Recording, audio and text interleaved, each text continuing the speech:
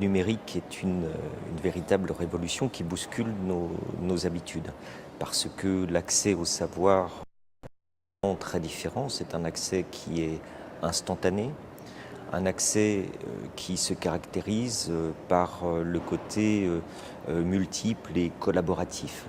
C'est-à-dire que le savoir n'est plus seulement descendant, mais peut être co-construit par les utilisateurs sur un forum, sur une encyclopédie collaborative, par exemple. Ce savoir se caractérise également par sa profusion.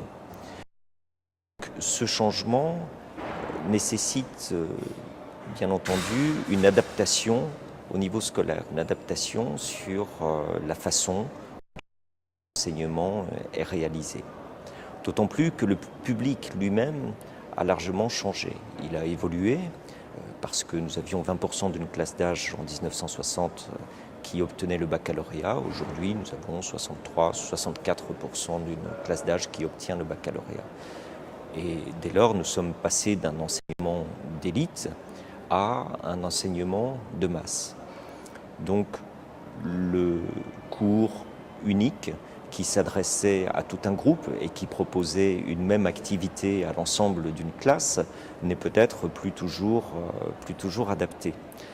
Dès lors, il y a une rupture de l'union, c'est-à-dire qu'au sein d'une même classe, on peut travailler en groupe de manière différente. On peut même imaginer que chaque élève conduise une activité différente et adaptée à ses besoins.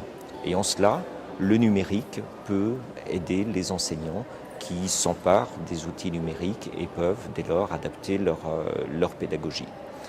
Se pose également la question de l'unité de temps. Auparavant, un cours avait lieu dans un temps bien délimité. L'enseignement aujourd'hui, avec le numérique, déborde largement ce cadre, puisque des échanges entre élèves et enseignants peuvent avoir du temps scolaire, d'une part, et d'autre part, le temps de l'apprentissage dépasse largement le cadre de la classe.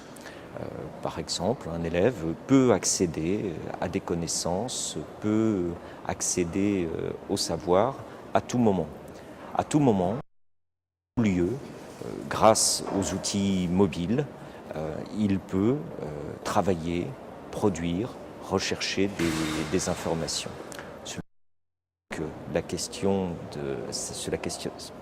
Cela questionne donc le lieu scolaire, qui n'est pas seulement le lieu de la classe, mais la classe doit être plus ouverte et l'est de fait par son ouverture numérique.